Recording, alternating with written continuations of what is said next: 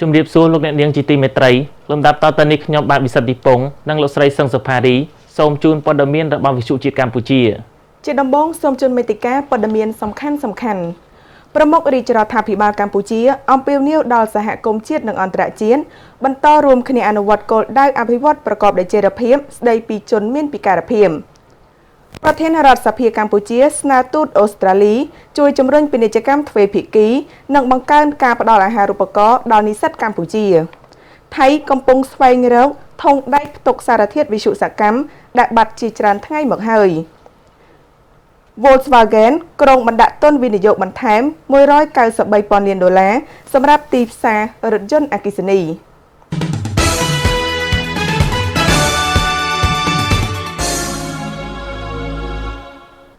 តទៅនេះសូមជូនព័ត៌មានពិស្ដា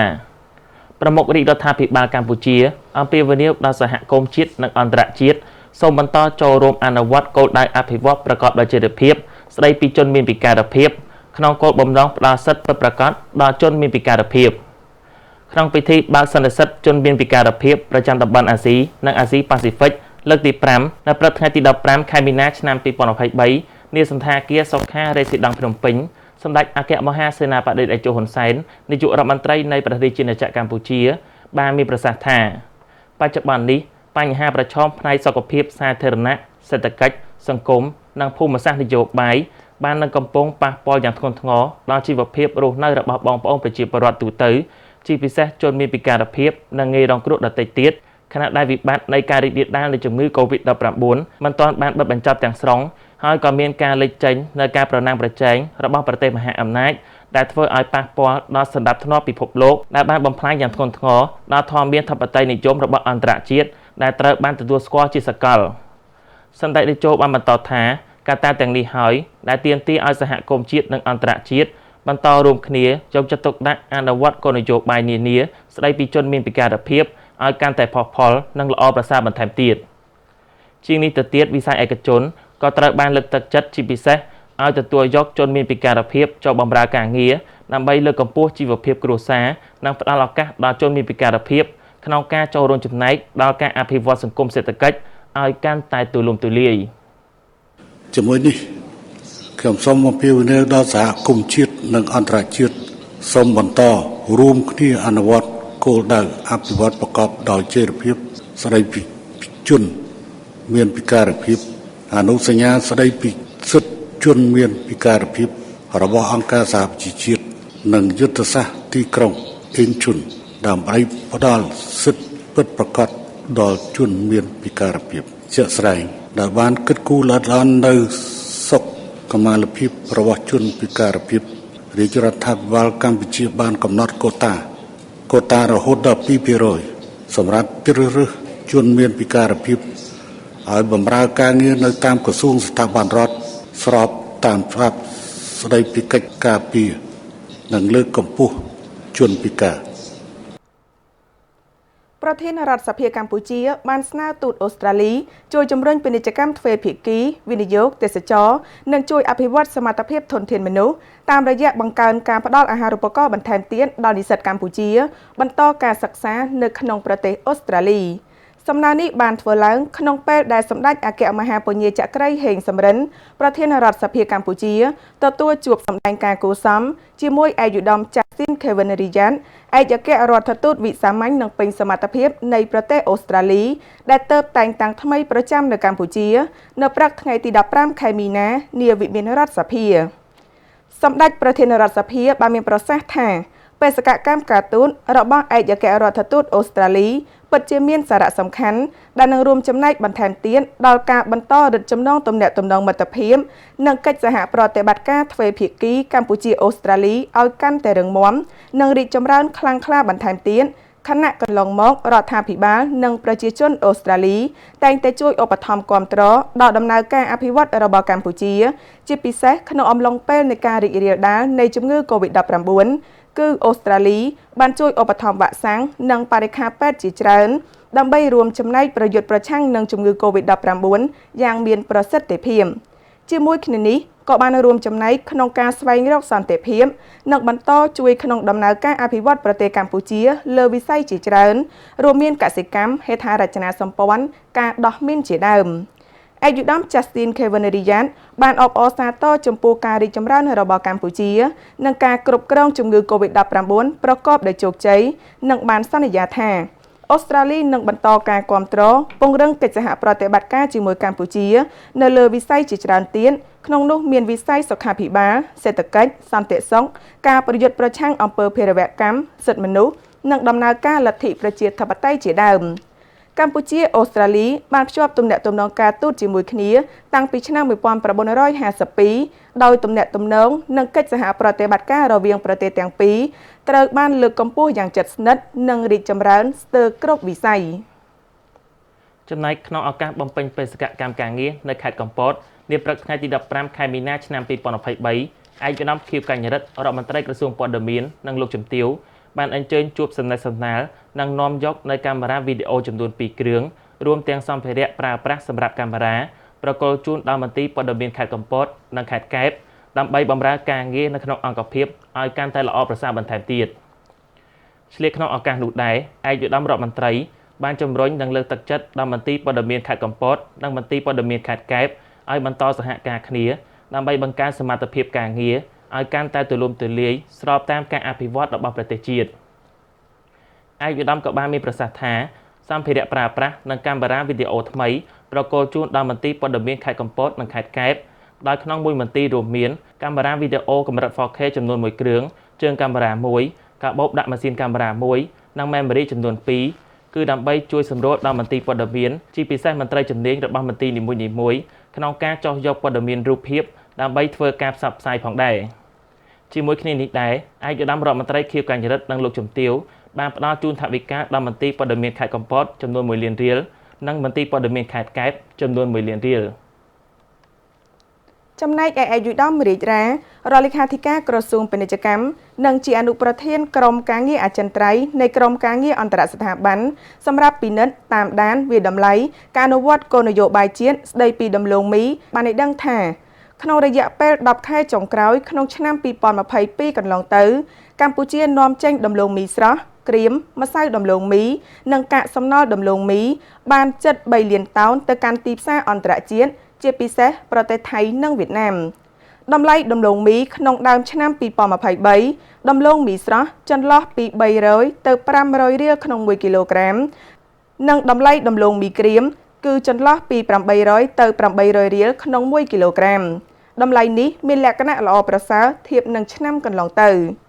ក្នុងពិធីបើកសិក្ខាសាលាស្ដីពីការផ្សព្វផ្សាយនិងជំរុញការអនុវត្តគោលនយោបាយជាតិស្ដីពីដំឡូងមីឆ្នាំ2020ដល់ឆ្នាំ2025នៅក្នុងខេត្តក្រចេះក្រោមកិច្ចសហការរវាងអគ្គជំរុញពាណិជ្ជកម្មនៃក្រសួងពាណិជ្ជកម្មនិងមន្ទីរពាណិជ្ជកម្មថ្នាក់ខេត្តក្រចេះលោកសួស្សេរីសួស្ដីអភិបាលរងខេត្តក៏បានជម្រាបជូនផងដែរពីលទ្ធផលការងាររបស់ខេត្តដែលបានអនុវត្តកន្លងមកលើកិច្ចការងារអនុវត្តគោលនយោបាយនេះរួមមាន1ការចោះចងក្រងក្រុមផលិតដំឡូងមីមានចំនួន40ក្រុមមានសមាជិកចំនួន2522គ្រួសារដើម្បីរួមសហការអនុវត្តខ្សែច្រវាក់ផលិតកម្មដំឡូងមីឲ្យមានភាពល្អប្រសើរឡើង2បានផ្សព្វផ្សាយបច្ចេកទេសពីការទុកដាក់ពូជការប្រើប្រាស់វត្ថុធាតុដើមមានស្រាប់និងការចោះត្រួតពិនិត្យកត្តាចង្រៃលើដំណាំពូជដំឡូងមីតាមរដូវ3បើកវគ្គផ្សព្វផ្សាយបច្ចេកទេសដំណាំដំឡូងមីបានចំនួន14វគ្គនិងបានសម្របសម្រួលចុះកិច្ចសន្យាទិញលក់ដំឡូងមីរវាងក្រុមកសិករផលិតនិងឈ្មួញប្រមូលទិញបានចំនួន34កិច្ចសន្យាសូមជម្រាបថាសិក្ខាសាលាផ្សព្វផ្សាយនិងជំរុញការអនុវត្តគោលនយោបាយជាតិនេះមិនត្រឹមតែមានគោលបំណងបញ្ជាបន្ថែមដល់តួអង្គពាក់ព័ន្ធក្នុងវិស័យដំឡូងមីប៉ុណ្ណោះទេតែថែមទាំងស្វែងរកពីកាលានុវត្តភាពទីផ្សារនិងសិក្សាពីបញ្ហាប្រឈមនានាសម្ដៅលើកស្ទួយវិស័យដំឡូងមីកម្ពុជាឲ្យមានសន្ទុះកាន់តែប្រសើរឡើងនិងឈានទៅចាប់ការប្រកួតប្រជែងបន្ថែមទៀតនៅទីផ្សារក្រៅស្រុកបន្ថែមពីលើនេះសិក្ខាកាមទាំងអស់ក៏ទទួលបានព័ត៌មាននិងចំណេះដឹងបន្ថែមទៅលើបច្ចេកទេសថ្មីៗនៃការលើកកម្ពស់ផលិតភាពដំឡូងមីបទដ្ឋានបច្ចេកទេសស្តង់ដារជាតិនៃគុណភាពចំណិតដំឡូងមីក្នុងការនាំចេញនីតិវិធីនៃការនាំចេញនាំចូលនិងកិច្ចជំរុញពាណិជ្ជកម្ម តាមរយៈការប្រើប្រាស់ឧបករណ៍ផ្សេងៗក៏ដូចជាការបង្ហាញពីឱកាសនិងបញ្ហាប្រឈមដែលកើតមានក្នុងខ្សែច្រវាក់ផលិតកម្មពីសំណាក់វាលគ្មិនសំខាន់ៗមកពីក្រសួងពាណិជ្ជកម្មក្រសួងកសិកម្មរុក្ខាប្រមាញ់និងនេសាទក្រសួងឧស្សាហកម្មវិទ្យាសាស្ត្របច្ចេកវិទ្យានិងនវានុវត្តន៍និងវិស័យឯកជនដោយឡែកមន្ត្រីវប្បធម៌និងវិចិត្រសិល្បៈខេត្តស្ទឹងត្រែងបានលើកទឹកចិត្តឲ្យបងប្អូនអ្នកផលិតក្រឡានជំរុញការផលិតបន្ថែមទៀតដើម្បីរក្សាមុខរបរដូនតាព្រោះមន្ត្រីបានចុះបញ្ជីផលិតផលក្រឡាននេះប្រចាំតំបន់រួចហើយដើម្បីជួយទ្រទ្រង់ផ្នែកទីផ្សារសម្រាប់លើកស្ទួយជីវភាពរស់នៅរបស់ប្រជាពលរដ្ឋលោកអ៊ីនកំហឿនអ្នកយកព័ត៌មានយើងប្រចាំខេត្តស្ទឹងត្រែងធ្វើសេចក្តីរាយការណ៍បន្ថែមក្នុងឱកាសពិនិត្យសកម្មភាពផលិតក្រឡានរបស់ប្រជាពលរដ្ឋនៅភូមិហាងខូបានសង្កាត់សាមគ្គីក្រុងខេត្តស្ទឹងត្រែងលោកស្រីញើចសរឿនប្រធានមន្ត្រីវប្បធម៌និងវិចិត្រសិល្បៈខេត្តបានបញ្ជាក់ថា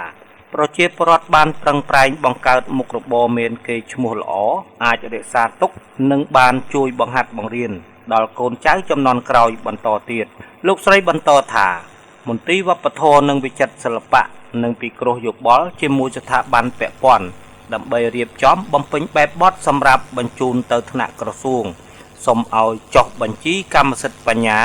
បន្ទាប់ពីបានចុះបញ្ជីប្រចាំតំបន់រួចមកនឹងឈានទៅបង្កើតជាសហគមន៍ក្រឡានដើម្បីជួយទ្រទ្រង់មុខរបរមួយនេះឲ្យអតិថិជនគ្រប់គ្រងសម្រាប់បងប្អូនប្រជាពលរដ្ឋយើងផលិតលក់ជាអចិន្ត្រៃយ៍ប្រចាំនៅក្នុងតំបន់និងនាំចេញទៅកាន់ទីផ្សារក្រៅខេត្តផងលោកស្រីវាសនាចិន្តាអ្នកដុតក្រឡាននៅភូមិហាងខូបានសង្កាត់សាមគ្គីបានបញ្ជាក់ថាមុខរបរនេះលោកស្រីបានបង្កើតឡើងអស់រយៈពេលជាង20ឆ្នាំមកហើយ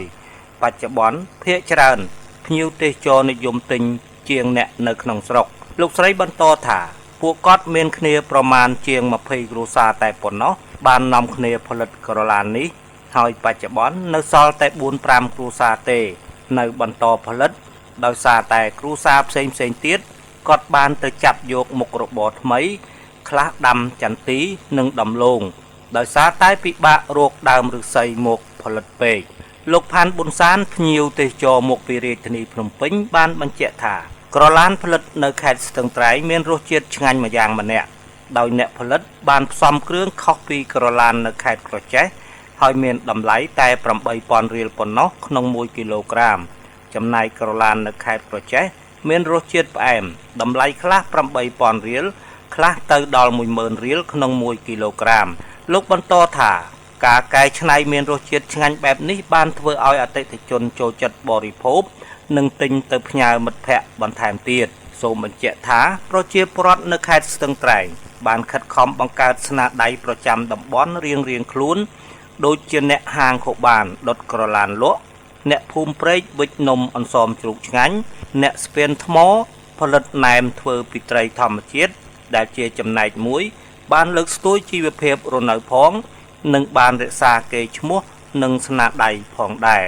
ខ្ញុំបាទអេនកំហឿនវិទ្យុជាតិកម្ពុជារាយការណ៍ពីខេត្តស្ទឹងត្រែង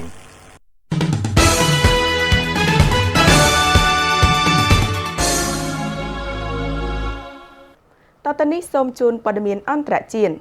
អាជ្ញាធរនៅក្នុងប្រទេសថៃកំពុងតាមស្វែងរកធុងដែកស៊ីឡាំងមួយមានផ្ទុកសារធាតុវិទ្យុសកម្មដ៏គ្រោះថ្នាក់ដែលបានបាត់ចេញពីស្ថានីយ៍ថាមពលមួយកន្លែងជាមួយនឹងការប្រមានថាសារធាតុវិទ្យុសកម្មនេះអាចនឹងបង្កហានិភ័យគ្រោះថ្នាក់ខ្ពស់ដល់សុខភាពបើប៉ះពាល់ដោយផ្ទាល់នេះបញ្យងតាមការចេញផ្សាយដោយទីភ្នាក់ងារសារព័ត៌មាន AFP នៅថ្ងៃទី15 ខែមីនា ឆ្នាំ2023អាជ្ញាធរថៃបានឲ្យដឹងផងដែរថា